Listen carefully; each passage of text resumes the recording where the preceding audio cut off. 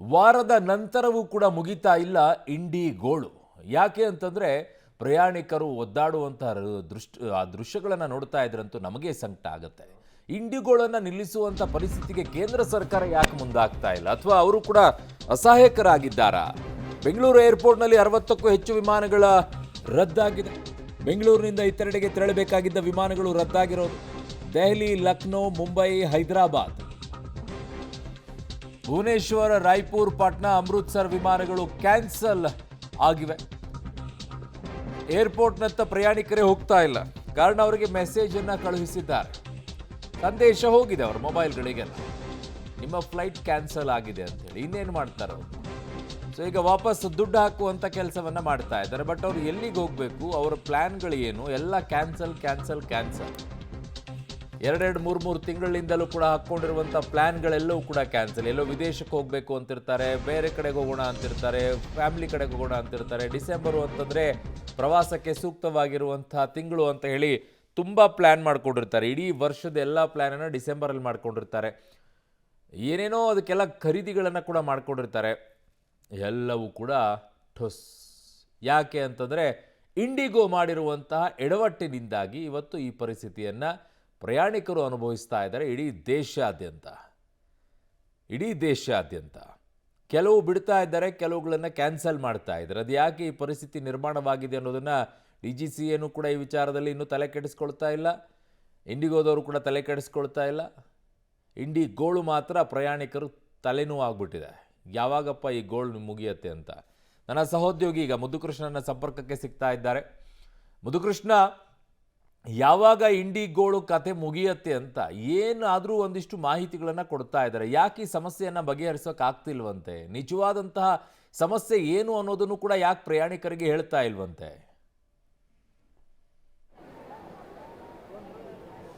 ಖಂಡಿತ ಅರುಣ್, ಈ ಒಂದು ಸಮಸ್ಯೆಗೆ ಉತ್ತರವನ್ನು ಇಂಡಿಗೋ ಸಂಸ್ಥೆನೇ ಕೊಡಬೇಕಾಗುತ್ತೆ. ಕಾರಣ ಯಾಕೆಂತಂದರೆ ಒಂದು ವಾರ ಕಳೆದಿದೆ. ಒಂದು ವಾರದಿಂದ ಇಡೀ ದೇಶದಲ್ಲಿ ಲಕ್ಷಾಂತರ ಮಂದಿ ಪ್ರಯಾಣಿಕರು ಪರದಾಟವನ್ನು ಅನುಭವಿಸ್ತಾ ಇದ್ದಾರೆ. ಅದು ಅಂತಿಂಥ ಸಮಸ್ಯೆ ಅಲ್ಲ, ಇಡೀ ಒಂದು ರೀತಿಯ ದೇಶದಲ್ಲಿ ವಿಮಾನಯಾನದ ಕ್ಷೇತ್ರದಲ್ಲಿ ತುರ್ತು ಪರಿಸ್ಥಿತಿ ಅನ್ನುವಂಥ ರೀತಿಯ ಮಾತುಗಳು ಕೇಳಿ ಬರ್ತಾ ಇದೆ. ಇವತ್ತು ಕೂಡ ಕೆಂಪೇಗೌಡ ಏರ್ಪೋರ್ಟ್ನಲ್ಲಿ ಬರೋಬ್ಬರಿ 120ಕ್ಕೂ ಹೆಚ್ಚು ವಿಮಾನಗಳ ಹಾರಾಟ ರದ್ದಾಗಿದೆ. ಅದರಲ್ಲಿ ಬೆಂಗಳೂರಿನಿಂದ ತೆರಳಬೇಕಾಗಿದ್ದಂಥ 61 ವಿಮಾನಗಳ ಹಾರಾಟ ರದ್ದಾಗಿರುವಂಥದ್ದು. ಬೆಂಗಳೂರಿಗೆ ವಿವಿಧ ಕಡೆಗಳಿಂದ ಬರಬೇಕಾಗಿದ್ದಂಥ 60ಕ್ಕೂ ಹೆಚ್ಚು ವಿಮಾನಗಳ ಹಾರಾಟ ಈಗಾಗಲೇ ಬಂದ್ ಆಗಿರುವಂತಹ ಅಧಿಕೃತ ಮಾಹಿತಿ ಸಿಗ್ತಾ ಇದೆ. ಈ ಕಾರಣದಿಂದಾಗಿ ಈಗಾಗಲೇ ಕೂಡ ಪ್ರಯಾಣಿಕರೇ ಒಂದು ರೀತಿ ಎಚ್ಚೆತ್ತುಕೊಂಡಿದ್ದಾರೆ. ಬಹುತೇಕ ಪ್ರಯಾಣಿಕರು ಇವತ್ತು ಏರ್ಪೋರ್ಟ್ನತ್ತ ಬರ್ತಾ ಇಲ್ಲ. ಈ ಹಿಂದೆ ಎಲ್ಲವೂ ಕೂಡ ಏರ್ಪೋರ್ಟ್ ತುಂಬಿ ತುಳುಕ್ತಾ ಇತ್ತು. ಆದರೆ ಇವತ್ತು ಒಂದಷ್ಟು ಸಹಜ ಸ್ಥಿತಿ ಅಂತಂದರೆ ನಾರ್ಮಲ್ ಆಪರೇಷನ್ಸ್ ಆಗ್ತಿದೆ.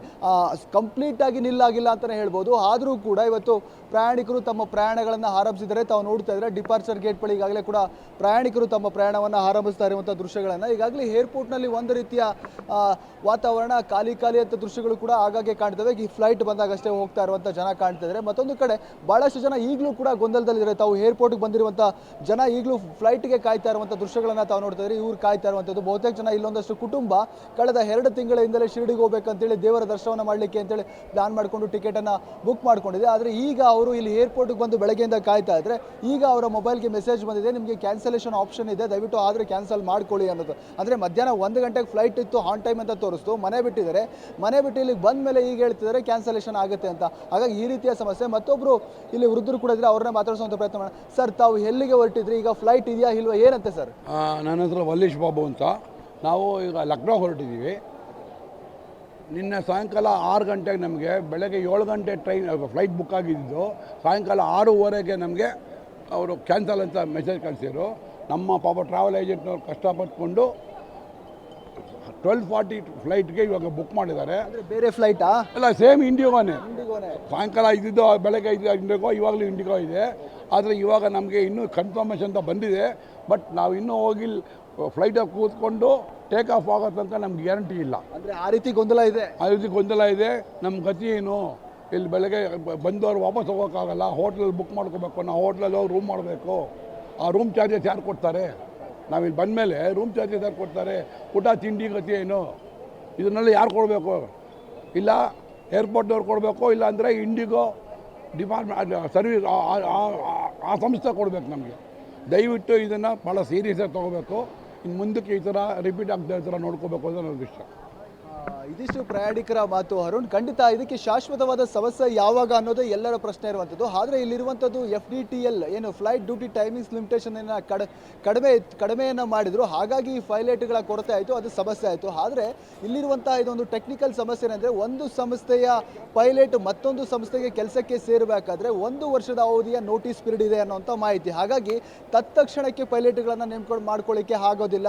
ಕೋ ಪೈಲಟನ್ನು ನೇಮಕ ಮಾಡ್ಕೊಳ್ಳಿಕ್ಕೂ ಕೂಡ 6 ತಿಂಗಳ ಅವಧಿಯ ನೋಟಿಸ್ ಪೀರಿಯಡ್ ಇದೆ ಅಂತೆ. ಹಾಗಾಗಿ ತತ್ಕ್ಷಣಕ್ಕೆ ನೀವು ಬೇರೆ ಸಹ ಪೈಲಟನ್ನು ಸಹ ನೇಮಕ ಮಾಡ್ಕೊಳ್ಳೋಕ್ಕಾಗೋದಿಲ್ಲ. ಹಾಗಾಗಿ ಈ ಸಮಸ್ಯೆ ಇರುವಂಥದ್ದೇ ಈಗ ಶಾರ್ಟೇಜ್ ಆಫ್ ಪೈಲಟ್ಸ್ಗಳಿಂದ. ಹಾಗಾಗಿ ಏಕಾಏಕಿ ಇಂಡಿಗೋ ಸಂಸ್ಥೆ ಎಲ್ಲಿಂದನೋ ಪೈಲಟ್ಗಳನ್ನ ಉದ್ಭವ ಮಾಡಲಿಕ್ಕಾಗಲ್ಲ. ಹಾಗಾಗಿ ತತ್ಕ್ಷಣಕ್ಕಂತೂ ಸಮಸ್ಯೆ ಪರಿಹಾರ ಆಗಲ್ಲ. ಈಗಾಗಲೇ ಕೂಡ ನಾಗರಿಕ ವಿಮಾನಯಾನ ನಿರ್ದೇಶನ ತನ್ನ ಲಿಮಿಟೇಷನ್ಸ್ ನಿಯಮಗಳನ್ನು ಏನು ಮಾಡಿತ್ತು ಅದನ್ನು ವಾಪಸ್ ತಗೊಂಡಿದೆ. ಹಾಗಾಗಿ ಯಥಾಸ್ಥಿತಿಗೆ ಹಿಂದೆ ಏನಿತ್ತು ಅದನ್ನು ಮಾಡೋದಕ್ಕೆ ಇಂಡಿಗೋ ಸಂಸ್ಥೆ ಪ್ರಯತ್ನ ಮಾಡಬೇಕಿತ್ತು. ಯಾಕೆ ಪ್ರಯತ್ನ ಮಾಡ್ತಿಲ್ಲ ಅನ್ನೋದು ಪ್ರಶ್ನೆ ಆಗ್ತಿದೆ. ಕಾರಣ ಯಾಕೆ ಅಂತಂದರೆ 1 ವಾರ ಆಗಿದೆ. 1 ವಾರ ಆದಮೇಲೆ ಅವರು ನಿಯಮಗಳನ್ನು ವಾಪಸ್ ತಗೊಂಡ್ಮೇಲೆ ಈ ಹಿಂದೆ ಹೇಗೆಲ್ಲ ಆಪರೇಷನ್ಸ್ ನಡೀತೋ ಆ ರೀತಿಯ ಆಪರೇಷನ್ಸ್ ಸಹಜ ಸ್ಥಿತಿಗೆ ತರಬಹುದಾಗಿತ್ತು. ಆದರೆ